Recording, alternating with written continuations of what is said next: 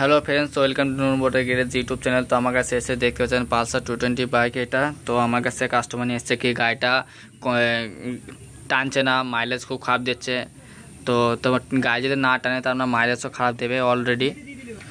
তো সেই জন্য কাস্টমার নিয়ে এসছে যে গাড়ির ক্লাচ প্লেট। কাস্টমারকে বললাম ভাই আপনার ক্লাচ প্লেট সব জ্বলে গেছে, অ্যাসেম্বলি পুরো চেঞ্জ করতে হবে। তো এই দেখতে পাচ্ছেন হাফ সেন্টার সব অলমোস্ট খুলে দিয়েছি। তো ক্লাচ প্লেটটা সব ক্ষয় হয়ে গেছে।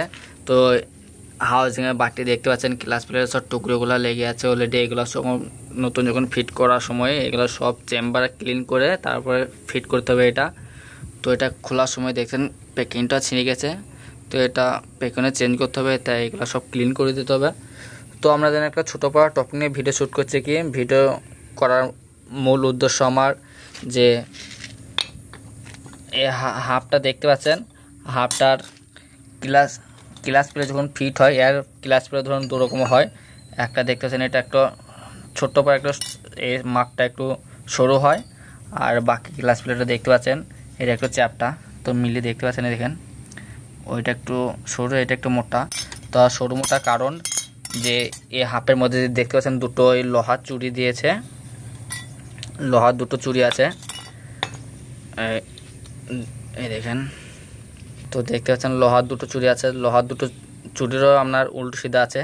তো প্রথমে একটা লাগবে দেখতে পাচ্ছেন একটা মোটা, তারপর একটা হালকা অসরের মতন লাগবে, দিয়ে তারপরে আপনার যে এই সরুপা যে ক্লাচ প্লেটটা দেখছেন এই প্লেটটা আপনার এখানে ফিটিং হবে।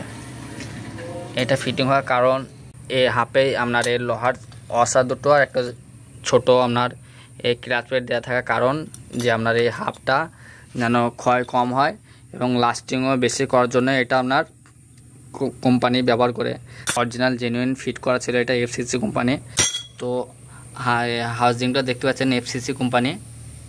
তো এটাই জানকারি দেওয়ার জন্য আমাদেরকে এটা ছোট্ট বড় একটা ভিডিও শ্যুট করছি। তো ভিডিওটা ভালো লাগলে চ্যানেলটা সাবস্ক্রাইব করে দেবেন, আর নতুন নতুন হেল্পফুল টেকনিক্যাল ভিডিও আপলোড করব।